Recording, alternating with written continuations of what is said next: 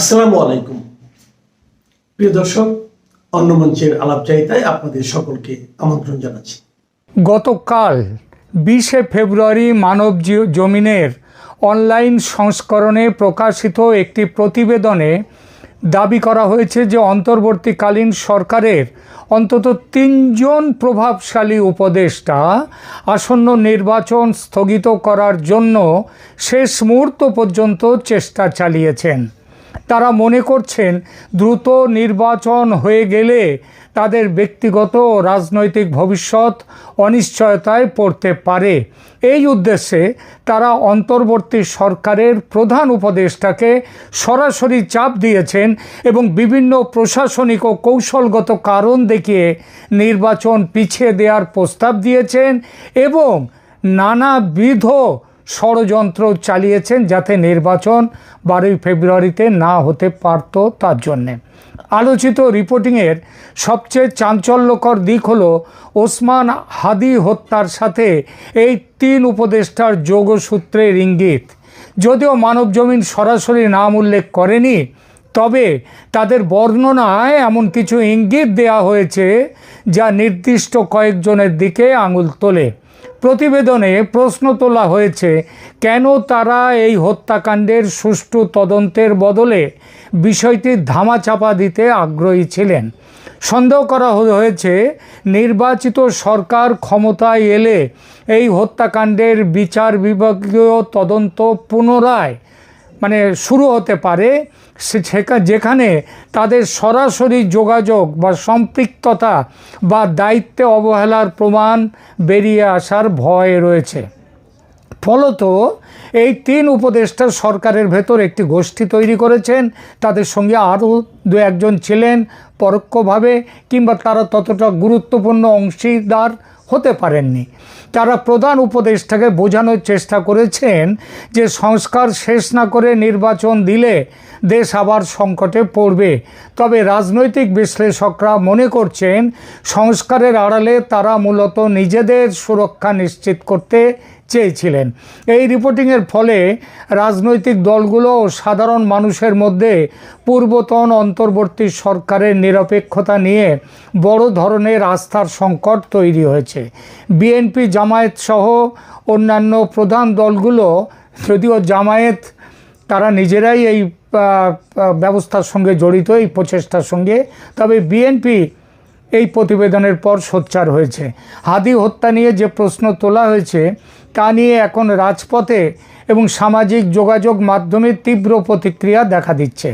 অনেকেই দাবি করছেন এই 3 উপদেষ্টার নাম প্রকাশ করে তাদের বিরুদ্ধে আইন অনুযায়ী ব্যবস্থা না হোক, কিংবা ব্যবস্থা নেওয়া হোক, বা তাদের বিরুদ্ধে বিচার শুরু হোক, তদন্ত শুরু হোক।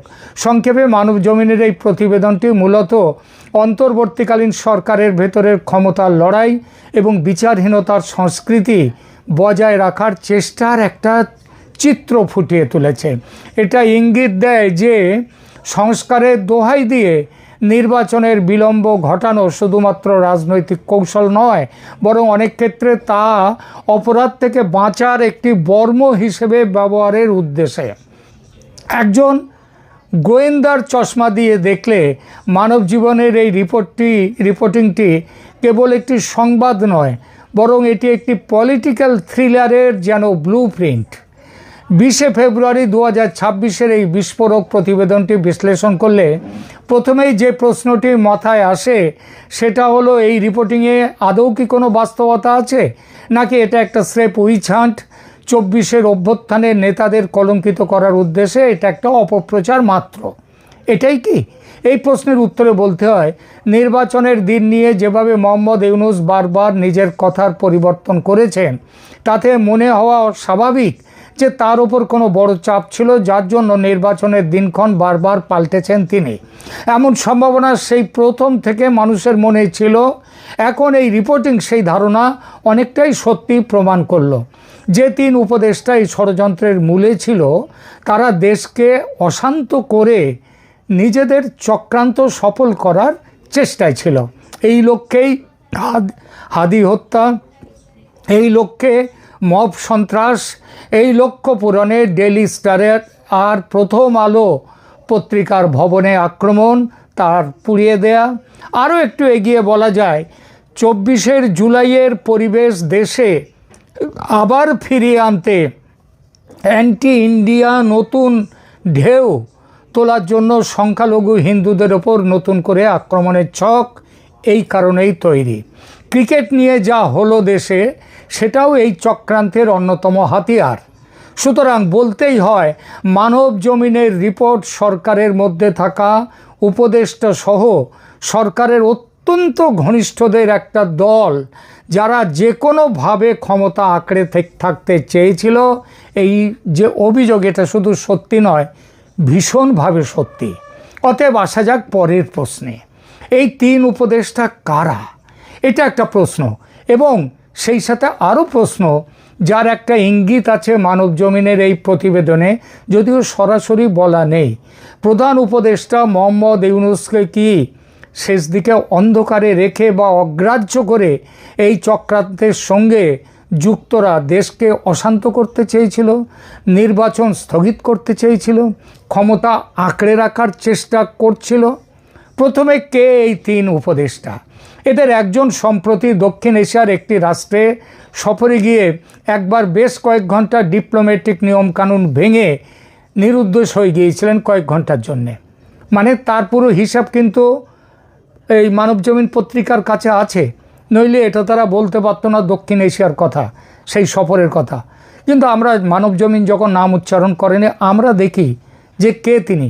মানবজমিন তারা নানা রকম অসুবিধার কথা ভেবে নামগুলো বলেনি, কিন্তু আমাদের তো দেখতে, ভাবতে এবং দেখতে, বলতে অসুবিধে নেই।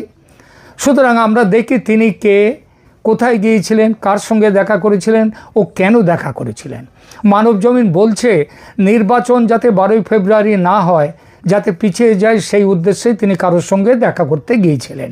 গোপনে যাওয়ার কারণ এটাই যে বিষয়টা প্রকাশ্যে আসুক, এটা চাননি তিনি কোনো রেকর্ড রাখতে চাননি।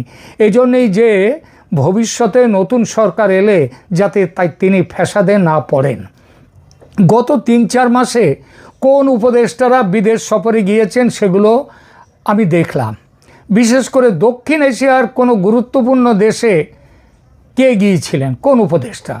এমন 2টো দেশের নাম যারা গুরুত্বপূর্ণ দক্ষিণ এশিয়ায় দেশ হিসেবে যাদেরকে ধরা যায়। এই 2টো দেশ দেখুন, থাইল্যান্ড আছে, নেপালের কথা বলা যায়, সেখানেও গেছেন কেউ। কিন্তু প্রশ্নটা সেটা নয়, প্রশ্নটা হচ্ছে গুরুত্বপূর্ণ দেশ। এই গুরুত্বপূর্ণ বলতে হচ্ছে ভারত ও পাকিস্তান। এই দুই দেশে কয়েক মাসের মধ্যে সফর করেছেন, গত কয়েক মাসের মধ্যে। কে? এক, খলিলুর রহমান, জাতীয় নিরাপত্তা উপদেষ্টা, তিনি ভারতে গিয়েছিলেন।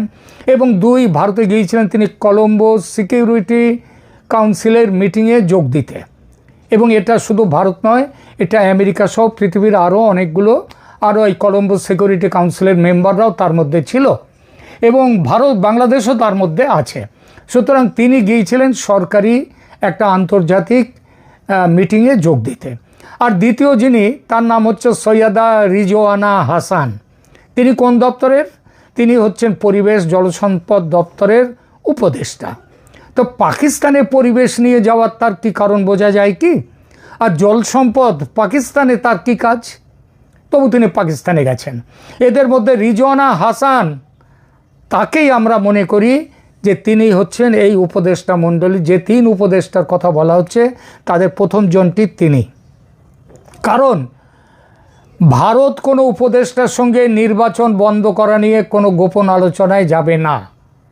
কারণ ভারত নির্বাচন চাইছে এবং বলছে সেটা ইনক্লুসিভ নির্বাচন হতে হবে।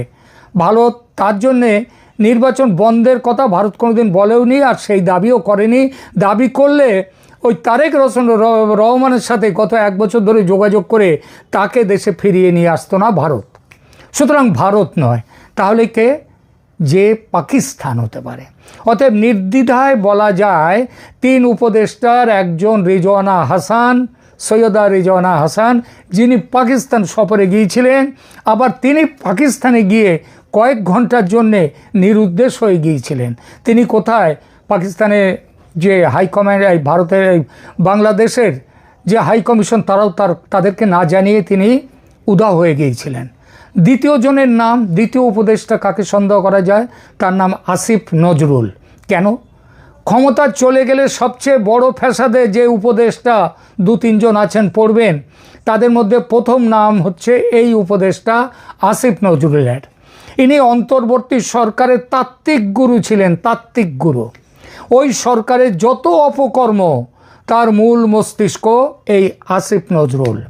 অতি সম্প্রতি ভারত বিরোধী হুঙ্কার দিয়ে যে ক্রিকেট কেলেঙ্কারিতে জড়িয়ে বিশ্বকাপ থেকে বেরিয়ে গেল বাংলাদেশ, তার মূল কুচক্রী কিন্তু এই আসিফ নজরুল। কী ছিল তার উদ্দেশ্য?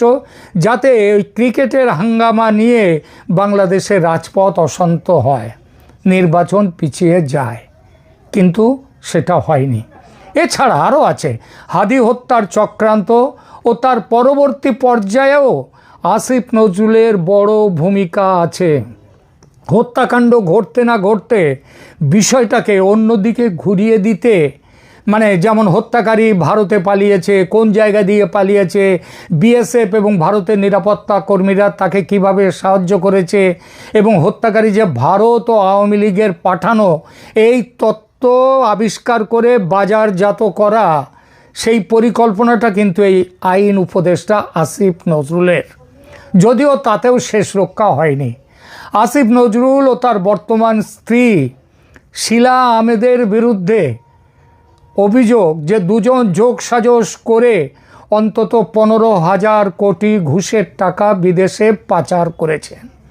বাংলাদেশের সোশ্যাল মিডিয়াতে এই বিষয়টা নিয়ে ভুরি ভুরি পোস্ট সেখানে আসছে।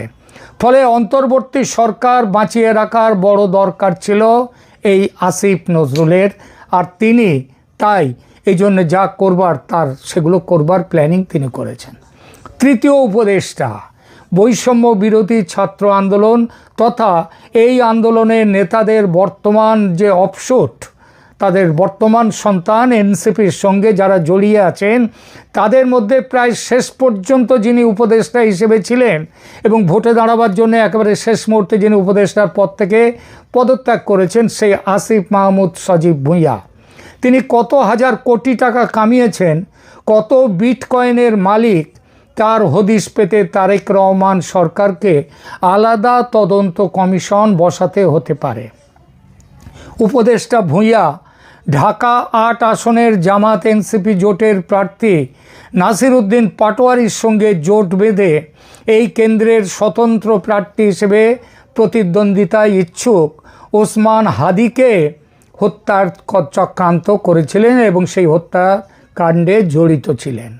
উদ্দেশ্য যাতে হাদি হত্যার ফলশ্রুতিতে রাজপথের আন্দোলন শুরু হয়, এবং দ্বিতীয় উদ্দেশ্য যাতে নাসির উদ্দিন পাটোয়ারি এই কেন্দ্র থেকে জিতে এমপি হতে পারে। যদিও সেগুড়ে বালি, পাটোয়ারি অল্প ভোটে হেরেছে বিএনপি প্রার্থীর কাছে। সজীব ভুঁইয়া, পাটোয়ারি কি এরাই এই মধ্যে রয়েছে? শুধু আর কেউ নয় চক্রান্তে? আছে অবশ্যই। এই চক্রান্তে তথা ইউনূসের অন্তর্বর্তী সরকারকে বাঁচিয়ে রাখার প্রকল্পে যুক্ত ছিল এনসিপির উপদেষ্টা মাহফুজ আলম, নাহিদ ইসলাম রাও।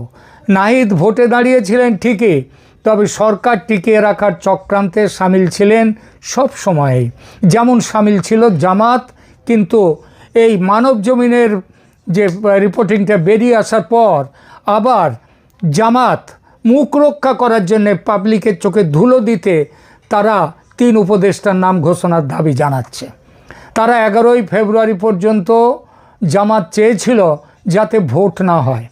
সৈয়দা রিজওয়ানা যে জামাতি এটা কারো অজানা নয়। তার পাকিস্তান যাওয়ার উদ্দেশ্য ছিল যাতে আসিম মুনির আমেরিকাকে ধরে টরে চাপ সৃষ্টি করে ভোটটাকে 12ই ফেব্রুয়ারি ভোট স্থগিত করতে পারেন, সেই তদবির করা। বলা বাহুল্য সেই চেষ্টা সফল হয়নি। এবার আসা যাক আমাদের দ্বিতীয় আলোচ্য বিষয়টিতে। পুরো প্রকরণে প্রধান উপদেষ্টা মোহাম্মদ ইউনূসের কী ভূমিকা ছিল? দেখুন, ইউনূস ক্ষমতালোভী, এটা নতুন কথা নয়, সবাই জানে।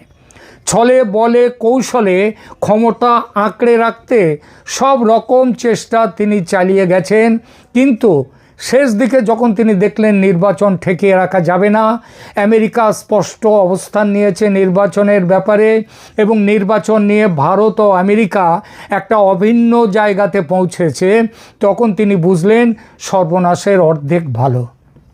তখন তিনি ব্যস্ত হয়ে গেলেন বিশ্বে নিজের যেটুকু ইমেজ বেঁচে বর্তে আছে সেই ইমেজ বাঁচাতে। যথেষ্ট হয়েছে বাবা দেশ শাসন, এবার রক্ষা করা যাক নিজের নোবেল ইমেজ। যারা বাংলাদেশ জুড়ে এবং বিশ্বের বেশ কিছু দেশে তার ব্যবসা আছে, এটা সবাই জানেন, সেই ব্যবসা বাঁচাতে সচেষ্ট হলেন তিনি। যখন মোহাম্মদ ইউনূস আর ক্ষমতা আঁকড়ে রাখতে রাজি নন, তিনি নির্বাচন থেকেও পিছিয়ে আসবেন না, তখন কুচক্রী উপদেষ্টারা দূরত্ব তৈরি করতে থাকলো ইউনূসের সঙ্গে। ডেইলি স্টার ও প্রথম আলোর ভবন যখন পুড়ছে, ইউনূস নিজেই জানিয়েছেন তিনি তখন ঘুমোচ্ছিলেন। পুলিশ যাতে দেরিতে যায় ঘটনাস্থলে তার ব্যবস্থা করেছে কুচক্রীরা। ইউনূস নীরব দর্শক, কিছুই করার দিন নেই তার। সরকারের শেষের দিনগুলোতে ইউনূসের শরীরী ভাষা, তার মুখ চোখ লক্ষ্য করেছেন কেউ? শাহজাহান নাটকের সেই বৃদ্ধ শাহজাহান যেন বেঁচে আছেন, মুখে হাসি নেই, বেঁচে আছেন কিন্তু জেলবন্দি। আর এখানেই প্রশ্ন উঠছে, ইউনূস কি বন্দি ছিলেন শেষ দিকে? আপাতত চক্রান্তকারীরা থমকে গেছে। নির্বাচনে হেরেছে চক্রান্তকারীরা, কিন্তু চক্রান্ত শেষ হয়নি। নতুন চেহারায় নতুন পোশাকে ফিরে আসার ষড়যন্ত্র শুরু হয়েছে। এটা বলে দিলাম, শুরু হয়েছে। তারেক রহমান সরকারকে সাবধানে চলতে হবে। সামনের কথা, দেশকে বাঁচাবার কথা, দেশের উন্নতির কথা ভাবতে হবে অবশ্যই, তবে দেখতে হবে পিছন পানেও, নইলে বিপদ কিন্তু আছে। ধন্যবাদ। আগামী 24 তারিখ মঙ্গলবার বাংলাদেশের রাষ্ট্রদূত ব্রেন্ট ক্রিস্টেনসেন বলা যায়, তিনি ভারতবর্ষে আসছেন এবং তিনি এবং আমাদের ভারতবর্ষের যিনি রাষ্ট্রদূত আছেন, একই সঙ্গে তারা সার্জিও গোর, একই সঙ্গে তারা শেখ হাসিনার সঙ্গে একটি বৈঠক করবেন। এছাড়া ভারতীয় বিদেশমন্ত্রী এবং এনএসের সঙ্গে তো একটা বৈঠক রয়েছেই। এখন এই বৈঠক যেটা অনুষ্ঠিত হতে চলেছে, যতটুকু খবর পাওয়া যাচ্ছে, সেটা হচ্ছে বাংলাদেশের রাজনীতি সংক্রান্ত। এখন বাংলাদেশে একটা পালাবদল হয়েছে। পালাবদল হওয়ার পর সেখানে সরকারে এবং বিএনপি বসেছেন। তারেক রহমান, তার প্রধানমন্ত্রী তারেক রহমান এখন নতুন নতুন সিদ্ধান্ত নিয়ে দেশ চালাচ্ছেন, খুব ভালো কথা। কিন্তু দেশে আইন শৃঙ্খলার উপরে যেরকমভাবে নজর দেওয়া উচিত এবং ভারত যেটা চাইছে প্রাথমিকভাবে, যে যত জঙ্গি আছে সেই জঙ্গিদের বিরুদ্ধে কড়া ব্যবস্থা নেওয়ার জন্য একটা বার্তা পৌঁছে দেওয়া, তারেক রহমান কিন্তু সেটা এখনো করে উঠতে পারেননি। হয়তো পরে করতে পারেন, সেটাও বলা যায়। তিনি ওই ছোটখাটো ব্যাপার নিয়ে এখন উনি হঠাৎ খুব ব্যস্ত হয়ে গেছেন। কোথায় খরচ কমাবেন, কোথায় গাড়ি নেবেন না, উনি হেঁটে উনি সিকিউরিটি উনি নেবেন না, এই সমস্ত চমকদারি কিছু ব্যাপার স্যাপার উনি করছেন। কিন্তু আসল রাষ্ট্রের জন্য যেটা প্রয়োজন, সেটা হচ্ছে শিল্প এবং শিক্ষা এবং স্থিতিশীলতা এবং আইন শৃঙ্খলা বহাল রাখা। সেই কাজটার উপরে কিন্তু এখনো তিনি কোনো রকম কথা বলেননি। আগামী দিনে কি হয় সেটাও নজর রাখা হচ্ছে, এটা একটা ব্যাপার। দ্বিতীয় একটা ব্যাপার যে শেখ হাসিনা এই বর্তমান সরকারের ব্যাপারে কি ভাবছেন এবং তার ভবিষ্যৎ প্ল্যান কি। হঠাৎ তিনি কেন ফিনল্যান্ড যাচ্ছেন, ফিনল্যান্ডে তার কি প্রয়োজন আছে এবং আর কোন কোন দেশে যাবেন এবং তিনি দেশে ফেরার ব্যাপারে কি ভাবছেন, এই ব্যাপারে আলোচনা করার জন্য ব্রেন্ট ক্রিস্টেনসেনকেও ডেকে পাঠানো হয়েছে ভারতবর্ষে। এখন এটা সম্পর্কে নিশ্চয়ই আমাদের জয়শঙ্করজি এবং মোদিজির সঙ্গে এবং এনএসএ দোভালের সঙ্গে নিশ্চয়ই কথাবার্তা হয়েছে, কিন্তু সেই কথাটা ওনার মুখ থেকে শোনানোর জন্য খুব সম্ভবত তাদেরকে ডেকে পাঠানো হচ্ছে। এখন আমাদের সার্জিওগর তো আমাদের দেশেই আছে, ডেকে পাঠানো হচ্ছে ব্রেন ক্রিস্টেনসেনকে। 24 তারিখ উনি আসছেন, 24-এ না হলে 25, এই দুটোর একটা দিন তাদের সঙ্গে শেখ হাসিনার কথাবার্তা হবে। এখন কি কথাবার্তা হবে সেটা দেখা যাক, তবে সেটাই সম্পূর্ণ রাজনৈতিক, সেটা তো সম্পূর্ণ বোঝা যাচ্ছে। তো তারেক রহমান সবে ক্ষমতা নিয়েছেন, ক্ষমতা নিয়ে এখন তিনি সবে দেশ শাসন করতে শুরু করেছেন। এখনই যত আমাদের ইউনূসের যত ফেলে যাওয়া আবর্জনা, সেই আবর্জনা পরিষ্কার করার দিকেই তার এখন প্রথম মন, যতদূর মনে হচ্ছে। এক হচ্ছে খরচ কমানো, 2 হচ্ছে আবর্জনা পরিষ্কার করা। আর তার প্রধান বাধা হচ্ছে জামাত এবং এনসিপির কয়েকটা কচি কাঁচা। এখন যারা উপদেষ্টা ছিলেন, প্রধান উপদেষ্টা তো পালিয়ে গেলেন, বাকি যে কটা উপদেষ্টা আছেন তাদের ব্যাপারে কি সিদ্ধান্ত নেওয়া যায় সে ব্যাপারেও কিন্তু তারেক রহমানের সঙ্গে এক দফা টেলিফোনে কথা হয়েছে আমাদের বিদেশমন্ত্রী এবং আমাদের যিনি এনএসএ অজিত দোভালের সঙ্গে। এই যারা উপদেষ্টা আছেন দেশে বিভিন্ন জায়গায় লুকিয়ে আছেন, এবং যারা উপদেষ্টা ছাড়াও যারা দেশ শাসন করার জন্য পেছন দিক দিয়ে প্রচুর লপচপানি কথাবার্তা বলতেন, একজনের নাম বলতে পারি ফরহাদ মাজাহার, তিনিও কিন্তু খুব লপচপানি কথাবার্তা বলতেন। তারা কিন্তু ডিরেক্টলি কেউ জামাত করতেন না, কিন্তু জামাত এবং জামাতের উদ্বুদ্ধ করার কাজে তিনি প্রচন্ড রকমের ব্যস্ত ছিলেন। এই সমস্ত মানুষ সমাজে যতক্ষণ থাকবে ততক্ষণ পর্যন্ত কিন্তু সমাজ অস্থির থাকবে, সেই বার্তাও কিন্তু ভারতের পক্ষ থেকে দিয়ে দেওয়া হয়েছে। ফলে এই যারা লুকিয়ে রয়েছে এবং এদিক ওদিক ভেঙে রয়েছে এবং যাদের বোঝা যাচ্ছে সম্পদের পরিমাণ, এই যে আমাদের ডাস্টবিন শফিক, তার সম্পদের পরিমাণ এখন একটা কাগজে দেখলাম 2000 কোটি টাকারও বেশি হয়ে গেছে। এই কত কত সম্পদ তারা জোগাড় করেছে এবং কোথা দিয়ে কিভাবে জোগাড় করেছে, এই ফারুকি টারুকি যারা রয়েছে তাদের আস্তে আস্তে আটক করে তাদেরকে বিচারের আন্ডারে আনার একটা কাজ শুরু হতে পারে খুব শীঘ্রই। এই বিচার প্রক্রিয়া কোথায় হবে না হবে সে ব্যাপারে ভারতবর্ষ নাক গলাবে না, কিন্তু যারা এই সমস্ত কাজে মদত জুগিয়েছে এবং ইউনূসের হয়ে এই সমস্ত কাজে তারা নিয়োজিত হয়েছে, তারা হচ্ছে ইউনূসের মতো সমান অপরাধী। ইউনূস যেখানেই যাক, সম্ভবত ইস্তিমুরে গেছে, ইস্তিমুরে গেলেও ইস্তিমুর থেকে ফিরিয়ে আনতে কিন্তু বেশি সময় লাগবে না। আর ইউনূসের বিরুদ্ধে একগুচ্ছ মামলা করা হচ্ছে। মামলা এই কারণে করা হচ্ছে কারণ ইউনূসের মতো মানুষ তারা কিন্তু লোভী প্রকৃতির মানুষ, এবং বিদেশে গিয়ে আবার কিন্তু একটা ছক কষবে কি করে বাংলাদেশে ফেরা যায়, ফিরে গিয়ে বাংলাদেশে আবার একটা অশান্তি করা যায়, আবার সরকারের মধ্যে একটা ঘোট পাকানো যায়, সেটা কিন্তু বিদেশে গিয়েও কলকাঠি নাড়বে।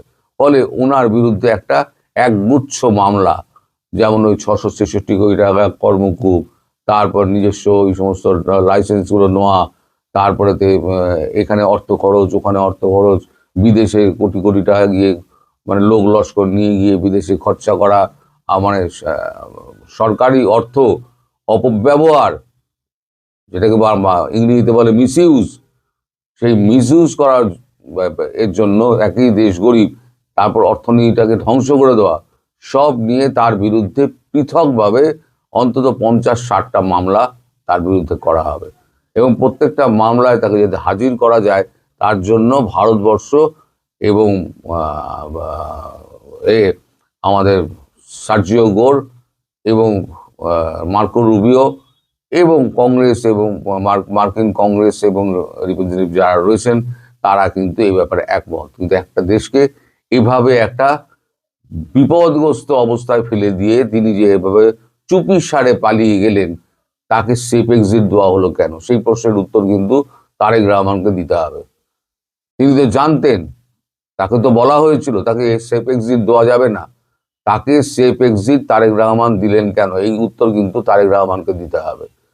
তা এই প্রশ্ন করা হয়েছে, এবং তারেক রহমানের যে ভারতবর্ষে ডেকে পাঠানো হয়েছিল 2-3 তারিখে ডেকে পাঠানো হয়েছিল, সেটা সম্ভবত এখন মোদি যাচ্ছেন বলে সেটা পিছিয়ে দেওয়া হয়েছে। সেটা এপ্রিলে তারেক রহমানকে ডেকে পাঠানো হবে।